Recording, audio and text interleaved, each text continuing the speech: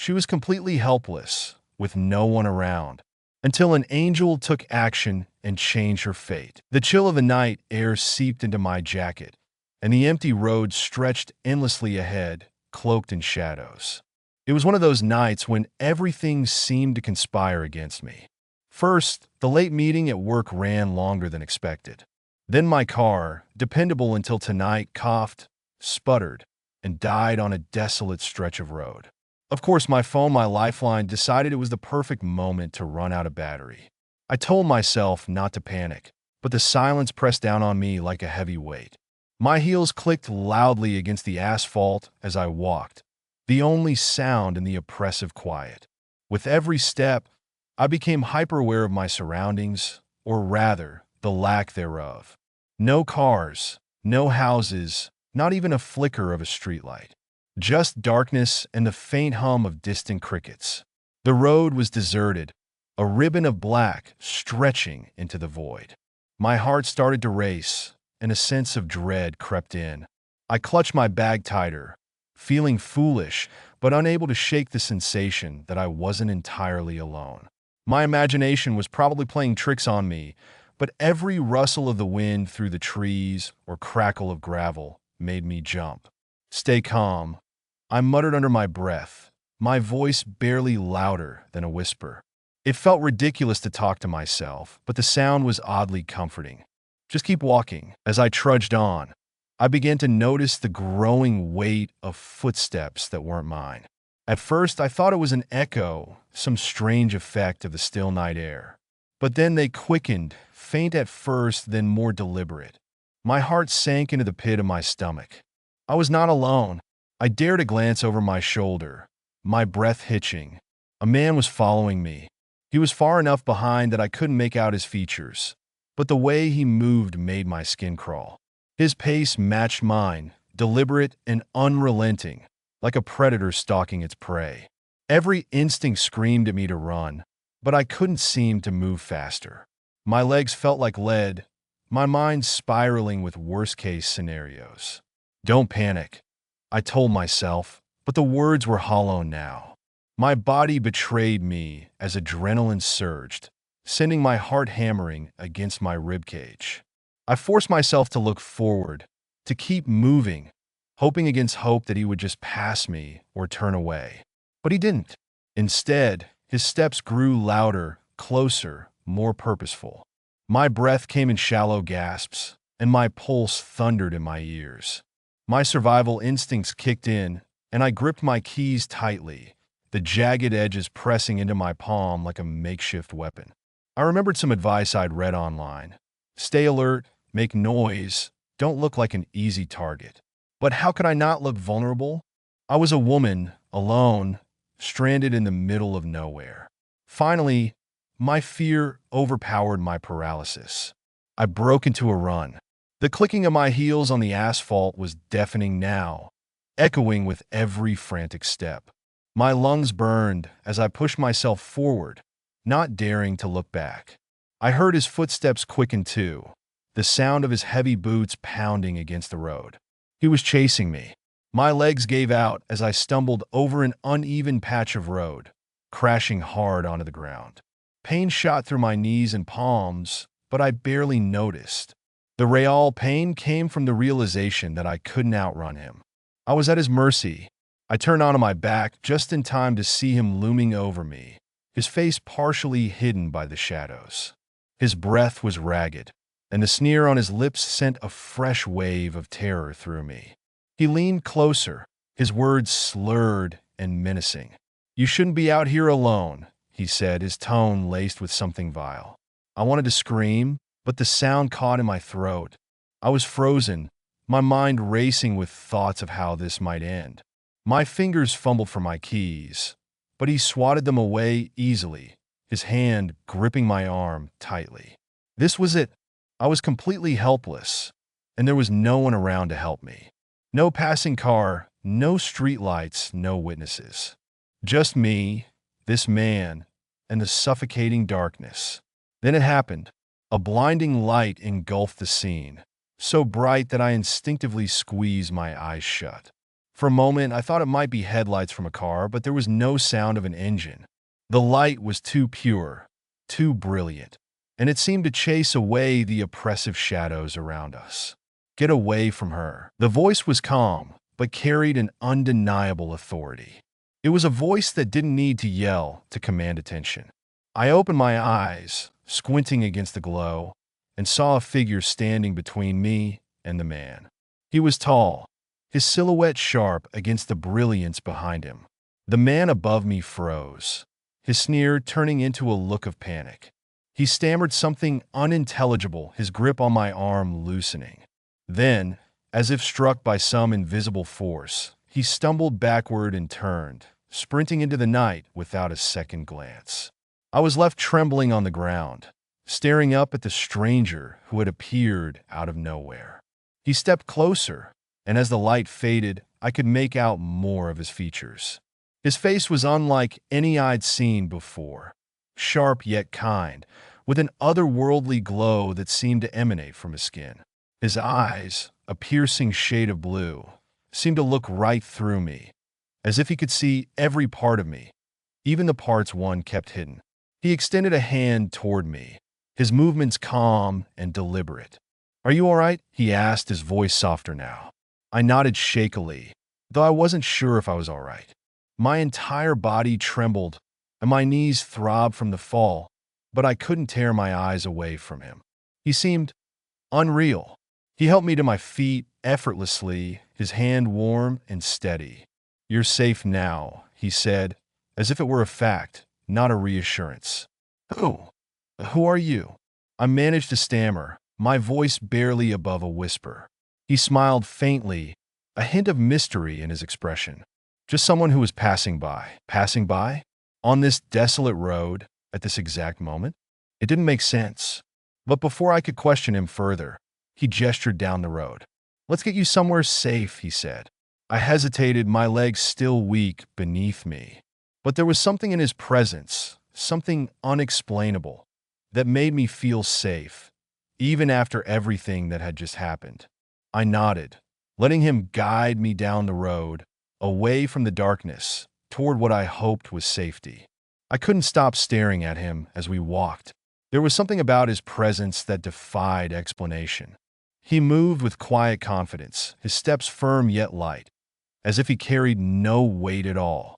Even in the faint moonlight, his features seemed to glow with an otherworldly quality. It wasn't just his appearance, though. It was the way the air around him felt. Calmer, warmer, safer. I kept glancing over my shoulder, half expecting the man who'd attacked me to reappear. But the road behind us was empty, swallowed by shadows. Still, my heart hadn't stopped racing, and every sound made me flinch. "Are you sure he's gone?" I asked, my voice trembling. "He won't come back," the man replied, his tone steady and certain. "Not tonight." I wanted to ask how he could possibly know that, but something about the way he spoke made me believe him. It was as if he had seen into the future and knew exactly what would happen. The tension in my chest eased slightly, though my mind was still swirling with questions. "What are you doing out here?" I finally asked, breaking the silence.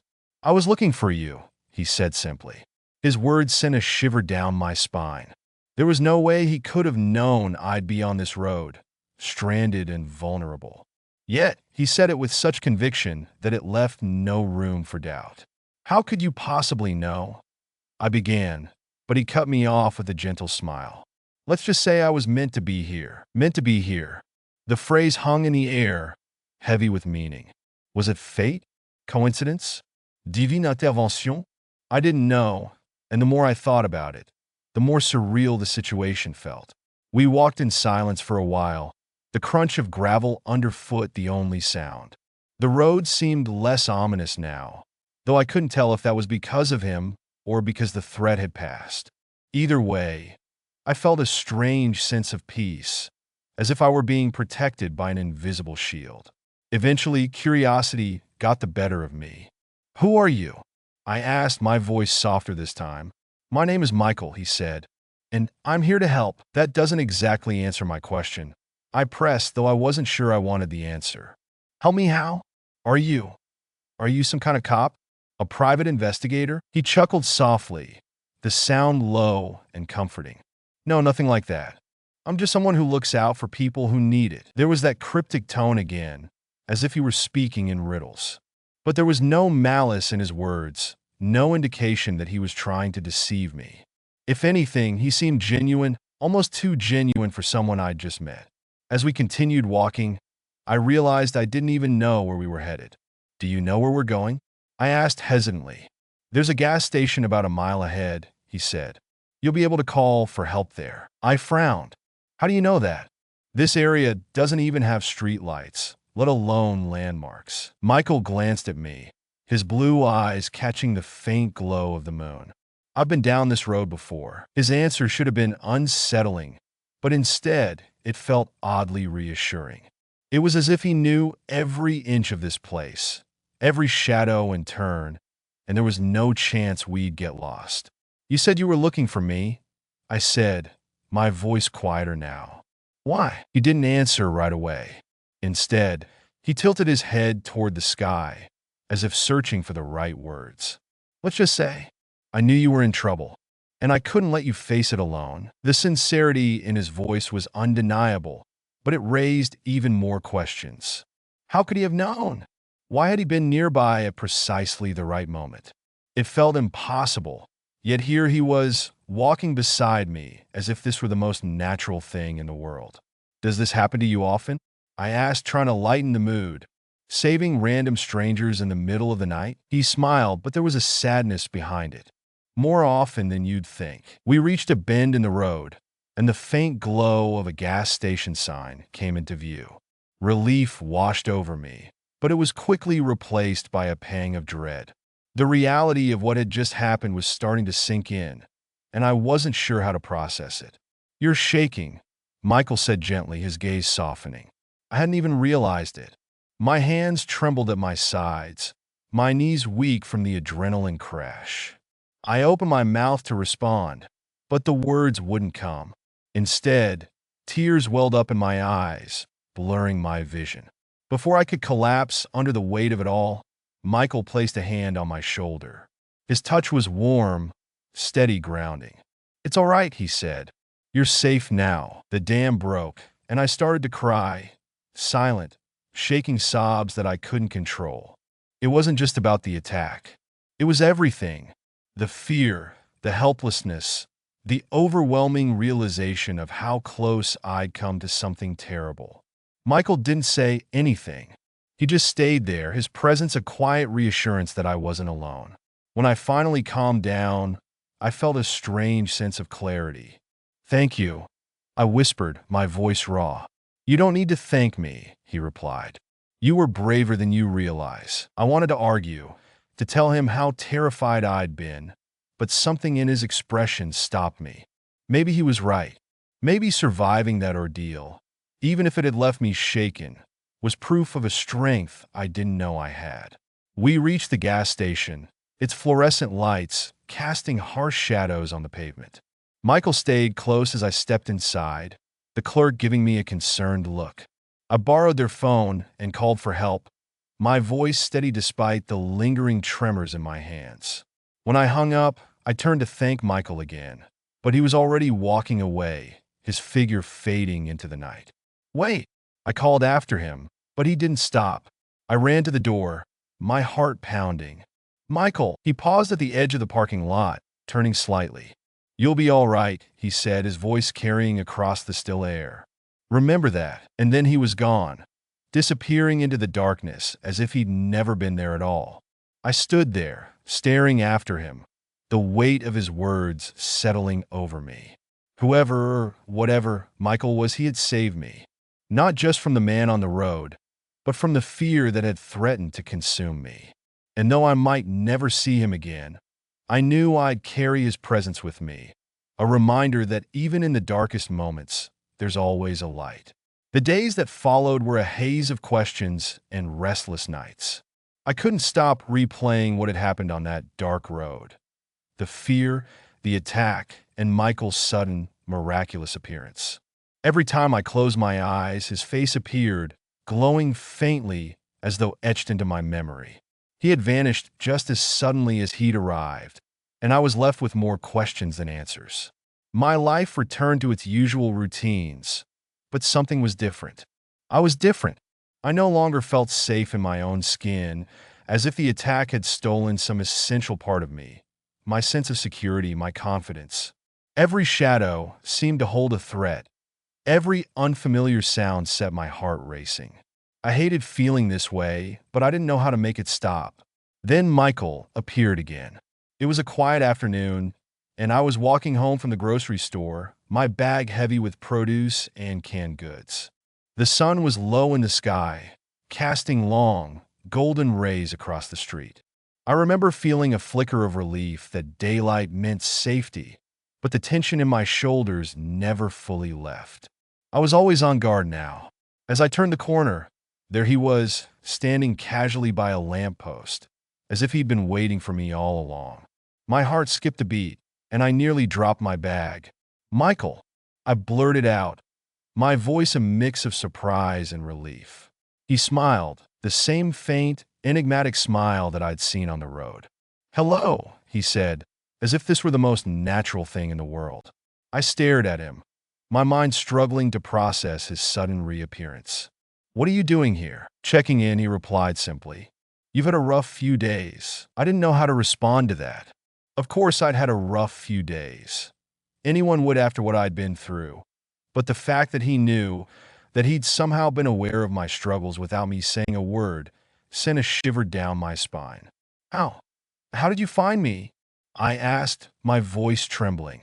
Michael tilted his head, his piercing blue eyes studying me.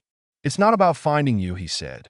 "I've been keeping an eye on you." His words should have unsettled me, but instead, they brought an odd sense of comfort. There was no malice in his tone, no hint of anything sinister. If anything, he sounded like someone genuinely concerned for my well-being. "You've been keeping an eye on me?" I repeated, trying to wrap my head around it. "Why?" He hesitated, as if choosing his words carefully. "Because you needed someone to," he said finally, "even if you didn't realize it." The weight of his words hit me like a tidal wave. He was right. I had needed someone, even if I hadn't admitted it to myself. After the attack, I'd felt completely alone, adrift in a sea of fear and uncertainty. And now, here he was, offering a lifeline when I didn't even know I needed one. We walked together in silence for a while, the city sounds fading into the background. I wasn't sure where we were going, but I didn't care. Being near Michael felt safe, like nothing could touch me while he was around. "Who are you, really?" I asked, breaking the silence. "And don't just say you're here to help. I need to know." Michael stopped walking and turned to face me, his expression serious. "I'm someone who looks out for people," he said. "People like you." "People like me?" I echoed, confused. "What does that mean?" "It means you've been carrying more than you should," he said softly. "Fear, pain, doubt. It's been weighing you down for a long time, even before the other night." His words hit me like a punch to the gut. How could he know that? I barely acknowledged it to myself, let alone said it out loud. But he was right. The fear I felt on that road wasn't new. It was just the latest chapter in a story I'd been writing for years. Anxiety, self-doubt, and the constant feeling that the world was too much to handle. It had all been building, piece by piece, until it finally spilled over. "I don't know how to fix it," I admitted, my voice barely above a whisper. "You're stronger than you think," Michael said. "You don't need to fix it all at once. You just need to take it one step at a time." It sounded so simple, yet so impossibly difficult. But there was something in his voice, in the way he looked at me, that made me believe him. Maybe I wasn't as weak as I thought. Maybe I could find a way to reclaim the pieces of myself that I'd lost. As we continued walking, Michael began to talk about fear. Not in a vague, philosophical way, but in a way that felt deeply personal. He spoke about how fear could paralyze you, make you feel like you were drowning in your own mind. But he also talked about how it could be a teacher, a guide that pointed you toward what mattered most. "You faced your fear that night," he said, "even if you didn't realize it. You didn't let it break you." I wanted to argue, to tell him that I'd been terrified, that I hadn't done anything but run. But the way he looked at me made the words catch in my throat. He wasn't trying to flatter me or sugarcoat the truth. He genuinely believed what he was saying. "Why are you telling me this?" I asked, my voice thick with emotion. "Because you needed to hear it," he said simply. "And because I won't always be here to remind you." His words sent a pang of sadness through me. "You're leaving?" "Not yet," he said. "But eventually, yes. You won't need me forever." The thought of him leaving was almost unbearable, even though I barely knew him. He'd become a beacon of hope in the darkest moment of my life, and the idea of losing that light felt like losing part of myself. "What if I'm not ready?" I asked, my voice trembling. Michael smiled, the same calm, knowing smile he always wore. "You will be. Trust me." As we reached the end of the street, he turned to me one last time. "You've got this," he said. "More than you realize." And then, just like before, he was gone. I stood there for a long time, staring at the empty space where he'd been. His words echoed in my mind, filling the silence with a sense of purpose I hadn't felt in years. Maybe he was right. Maybe I was stronger than I thought. For the first time in a long time, I felt a spark of hope. And I knew, deep down, that Michael had given me something far more valuable than protection. He'd given me a chance to believe in myself again. Days turned into weeks, and although I hadn't seen Michael again, his words stayed with me. His presence lingered in the quiet moments, like a shadow of comfort wrapped around my mind. "You're stronger than you think," he'd said, and I clung to that thought as if it were a lifeline. It wasn't easy, but I started to notice small shifts in how I approached the world. Before, I would have dismissed them as coincidences or fleeting moments of bravery. Now, I saw them for what they really were, proof that I could face the shadows inside me. One evening, I found myself walking home after dark, something I hadn't done since the night of the attack. It wasn't by choice. A late meeting at work had run over, and I'd missed the last bus. I had options. I could have called a rideshare or asked someone for a lift, but something in me wanted to walk. I wanted to prove to myself that I could do it. The route was familiar, lined with cozy storefronts and streetlights glowing warm against the cool evening air. Still, as I walked, a creeping unease began to settle in. It started with a twinge in my stomach, then a prickling sensation at the back of my neck. My pace quickened, and my breath came faster. The memories of that night started to surface. His footsteps behind me, his sneer as he loomed over me, the helplessness that had gripped me. "Focus," I whispered to myself. "You're not there anymore." But it didn't help. The fear was rising, coiling itself around my thoughts like a snake. Every shadow seemed to shift. Every rustle of leaves sounded like footsteps. My grip on my bag tightened as I tried to shake off the growing panic. That's when I heard it. A sharp, metallic clatter echoed from a nearby alley. My heart leaped into my throat, and I froze mid-step. For a moment, all I could do was stand there, staring into the darkness. My instincts screamed at me to run, but my legs refused to move. The fear was paralyzing, suffocating. Then I heard his voice, not aloud, but in my mind, clear and steady. "You're stronger than you think." The words cut through the haze of panic, grounding me in the present. I took a deep breath, forcing myself to think. The noise could have been anything: a stray cat knocking over a trash can, a gust of wind shifting debris. It didn't have to mean danger. Slowly, I stepped closer to the alley, peering around the corner. My heart pounded as I squinted into the shadows. A wave of relief washed over me when I saw the source of the noise, a stack of metal crates that had toppled over, likely from the wind. I let out a shaky laugh, feeling foolish but also proud of myself for not letting fear control me. It wasn't much, but it felt like a victory. When I got home, I couldn't stop thinking about what had happened. The fear, the panic, and the moment I'd managed to overcome it. It all felt significant, like a piece of a puzzle clicking into place. For the first time, I understood what Michael had meant about facing the darkness inside me. It wasn't just about surviving that night on the road. It was about confronting the fear that had been holding me back for years. But understanding it didn't mean I had all the answers. There were still moments when the fear crept back in, whispering doubts into my mind. What if I wasn't as strong as Michael thought? What if that moment of bravery had been a fluke? I couldn't silence those thoughts entirely, but I refused to let them define me. One particularly rough night, when sleep felt impossible and the memories threatened to overwhelm me, I decided to distract myself by cleaning. As I sorted through a pile of old mail, I found an envelope tucked at the bottom of the stack. It wasn't marked with a return address, and the handwriting on the front was unfamiliar. Curious, I opened it. Inside was a single piece of paper with a short, handwritten note. "Everyone has a guardian. Yours just happens to care a little more." I stared at the note, my mind racing. The handwriting was neat and deliberate, the kind of penmanship you didn't see often anymore.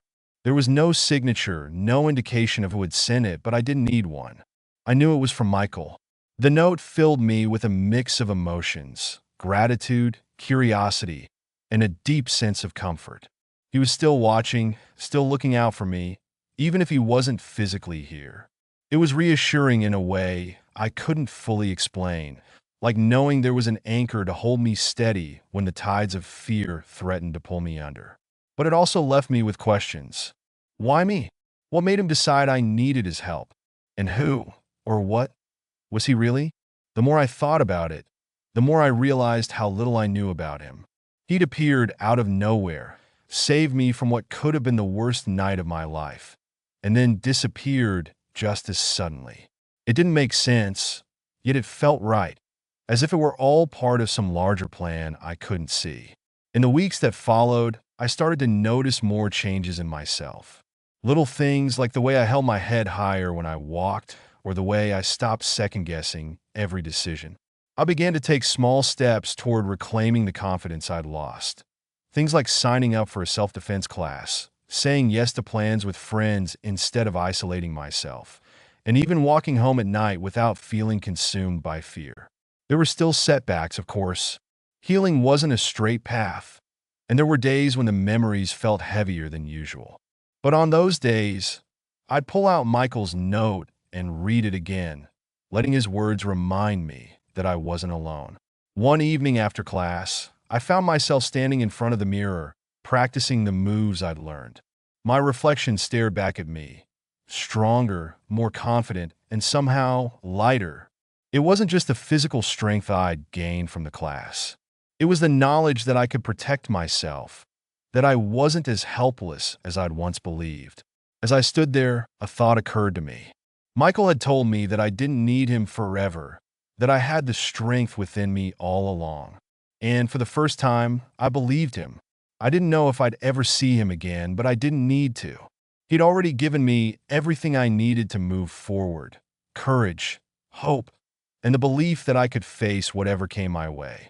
And for that, I'd always be grateful. Life has a way of testing you just when you think you found your footing. I was beginning to feel like I'd turned a corner, like the fear that had once dominated my life was finally starting to loosen its grip. But life isn't linear, and progress doesn't come without challenges. I learned that the hard way one fateful evening. It was a Friday night, and the city was alive with its usual hum of activity. Cars honked, laughter spilled out from restaurants, and the occasional bark of a dog punctuated the air. I'd spent the day working late, and by the time I left the office, the streets were quieter, less vibrant. The energy of the night had shifted, taking on an eerie stillness that made the hair on the back of my neck stand on end. I walked briskly, clutching my bag close to my side. My self-defense classes had helped rebuild my confidence, but I still wasn't completely comfortable being alone after dark. It was a work in progress, one step at a time, as Michael had said. The route home took me through the edge of downtown, where old warehouses lined the streets. It wasn't the safest part of the city, but it was usually deserted, and I figured it would be faster than taking the busier, well-lit path. I told myself I'd be fine. After all, I'd come so far. But as I walked, that familiar sense of unease began to creep in. I couldn't explain it, but something about the air felt heavy, like a storm was brewing just beneath the surface. The shadows seemed darker, the silence more oppressive. My steps faltered, and I glanced over my shoulder, scanning the empty street behind me. That's when I saw them. Two men stood at the mouth of an alleyway, their faces partially obscured by the dim light of a flickering street lamp. They were talking quietly, their heads close together, but the moment they noticed me, their conversation stopped. One of them nudged the other, and they started walking toward me. My heart leaped into my throat, and I forced myself to keep moving, my steps quickening with every breath. Maybe they weren't following me. Maybe I was just being paranoid. But when I glanced back again, they were closer, their pace matching mine. The fear I'd worked so hard to overcome came flooding back, washing over me like a tidal wave. My mind raced as I tried to remember everything I'd learned in my self-defense classes. Stay calm. Be aware of your surroundings. Look for an exit. But all I could think about was the dark road from that night. The way I'd felt so helpless, so small. I reached an intersection and turned sharply, hoping to lose them. My pulse pounded in my ears as I ducked into a narrow alley, my breaths coming in short, shallow gasps. It was a gamble. If they were following me, I'd just corner myself. But if they weren't, I might have a chance to collect my thoughts and figure out my next move. I pressed my back against the wall, clutching my bag tightly, and listened. The sound of footsteps echoed down the alley, growing louder with each passing second. My stomach churned as the men appeared at the entrance, their silhouettes outlined against the faint glow of the street lamp. "There you are," one of them said, his voice low and taunting. Panic gripped me, but Michael's voice echoed in my mind, cutting through the chaos. "You're stronger than you think." I clenched my fists, grounding myself in the present. This wasn't the same as that night. I wasn't the same person. I'd prepared for this, learned how to defend myself. I wasn't helpless anymore. The men advanced, their footsteps slow and deliberate. "No need to be scared," the other one said, a mocking grin spreading across his face. "We just want to talk." I forced myself to take a deep breath. My instructor's voice rang in my ears, reminding me of the basics. Create distance, make noise, and if necessary, fight back. I reached into my bag and gripped the small can of pepper spray I'd started carrying, my thumb hovering over the trigger. "Stay back," I said, my voice steadier than I expected. The men exchanged amused glances, but they didn't stop. My heart raced as they came closer, their shadows looming over me. "Last warning," I said, raising the pepper spray. "I'm not afraid to use this." They hesitated, the smile fading from one of their faces. For a brief moment, I thought they might back off. But then the other one lunged, his hand reaching for my wrist.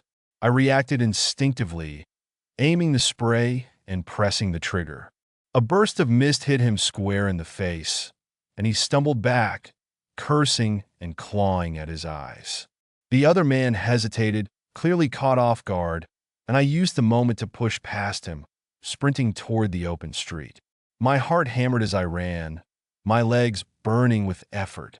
I didn't stop until I reached a busy intersection, the bright lights and steady flow of cars offering a sense of safety. I turned to look back, but the men hadn't followed. They were gone. Relief washed over me, but it was quickly replaced by a wave of emotion. My hands trembled as I clutched my bag, tears stinging my eyes. I'd done it. I'd faced my fear, stood my ground, and protected myself. It wasn't perfect. I was still shaking, still scared, but I'd survived. I'd proven to myself that I was stronger than I thought. As I stood there, catching my breath, I felt a strange warmth wash over me, like a comforting embrace. I turned, half expecting to see Michael standing nearby, but there was no one there. Still, I couldn't shake the feeling that he'd been with me somehow, guiding me through the moment. When I finally made it home, I sat on the edge of my bed, replaying everything that had happened. The fear, the adrenaline, the moment I'd chosen to fight instead of freeze, it all felt surreal. But as the emotions settled, I realized something profound. I wasn't the same person who had been stranded on that dark road weeks ago. I was stronger now, more capable, more resilient. Michael had been right. I'd faced the darkness inside me, and I'd come out on the other side. That night, as I drifted off to sleep, I felt a sense of peace I hadn't known in years. I didn't know what challenges lay ahead, but for the first time, I wasn't afraid. I knew I could handle them. And I knew, deep down, that I wasn't alone. Not really. Michael's words, his presence, his belief in me, they were all still with me, lighting the way forward. The days after the encounter in the alley felt different, like I'd stepped into a new version of my life, one where I wasn't just surviving, but finally learning how to live again. The fear I'd carried for so long didn't vanish completely, but it no longer controlled me. It was like a quiet hum in the background rather than the deafening roar it had been before.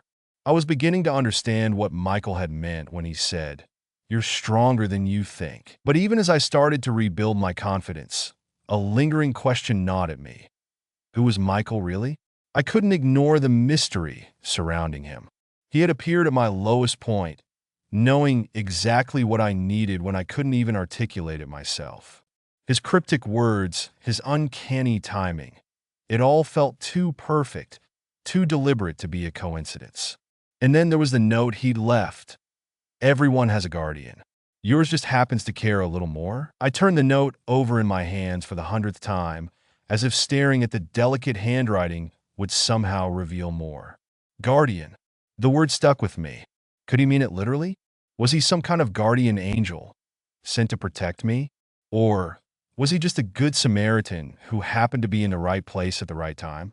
The rational side of me dismissed the idea of angels or supernatural protectors. But deep down, I knew Michael was more than just a man. His presence had a weight to it, an energy that was hard to describe. When he was around, it felt like the air itself shifted, as though the universe bent slightly in his favor. One afternoon, I decided to stop wondering and start searching for answers. I didn't expect to find much. Michael didn't leave a last name, an address, or any trace of himself. But something inside me told me to try. I pulled out my laptop and began searching for any clues that might lead me to him. I started with basic searches. Michael Guardian Protector, Mysterious Saviors, even angelic encounters. Most of the results were useless. Fictional stories, conspiracy theories, and articles about random acts of kindness. But one thread caught my attention, a forum dedicated to stories of unexplained rescues. The posts were full of people recounting encounters with strangers who had appeared at exactly the right moment, only to vanish without a trace. One post stood out. A woman described being saved from a car accident by a man who called himself Michael. She wrote about how he'd appeared out of nowhere, calmed her down, and stayed with her until emergency services arrived. When she tried to thank him, he simply said, "You're stronger than you think," and walked away. I froze, my heart racing as I read the words. It couldn't be a coincidence. Whoever this Michael was, he wasn't just watching over me. He'd been helping others too. I spent hours scrolling through similar stories, each one painting a picture of someone who was more than human. Some described Michael as a tall man with piercing blue eyes. Others mentioned his calm, commanding voice or the way he seemed to bring an unexplainable sense of peace. Every detail matched the Michael I knew. But what stood out most was the pattern. He only appeared to people who were at a breaking point, people who needed someone to believe in them when they couldn't believe in themselves. As I pieced it all together, a thought struck me. Maybe Michael's purpose wasn't just to save people from danger. Maybe he was there to remind us of something we'd forgotten. Our own strength, our ability to rise above fear and hardship. I closed my laptop, overwhelmed by the realization. Michael hadn't just protected me that night. He'd shown me a version of myself that I hadn't seen in years, a version that was brave, capable, and resilient. And in doing so, he'd changed the course of my life. Over the next few weeks, I began to lean into that realization. I started saying yes to things I'd once avoided. Dinners with friends, new projects at work, even solo trips to places I'd always wanted to visit. Each small step felt like reclaiming a piece of myself that had been lost. One evening, as I sat on my balcony watching the sunset, I found myself thinking about Michael again. I didn't know if I'd ever see him, but I felt his presence in the quiet moments, like a soft whisper in the back of my mind. "Thank you," I said aloud, my voice carrying into the cool evening air.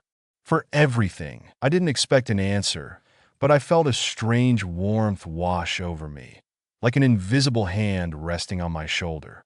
It wasn't much, but it was enough. I smiled, knowing that wherever Michael was, he'd heard me. Not long after, I faced a new challenge that tested everything I'd learned. I was on a weekend hike, exploring a trail I'd never been on before. The path was steep and winding, but the view from the top promised to be worth it. About halfway up, I came across a woman sitting on a boulder, her face pale and her breathing labored.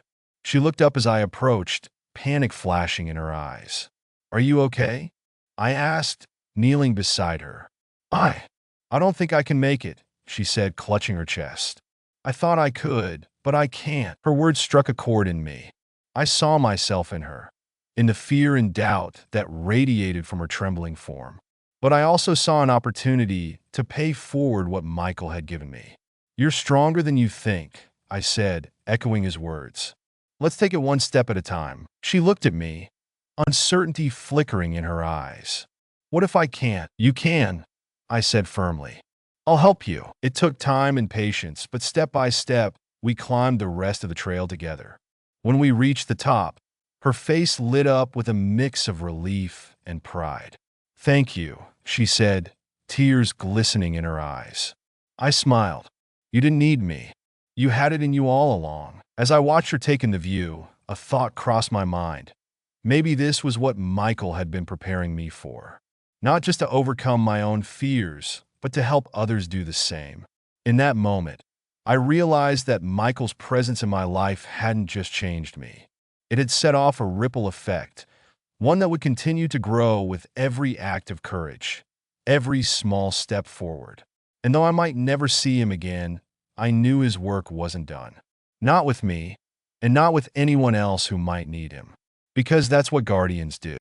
They remind us of our strength, then let us find our way.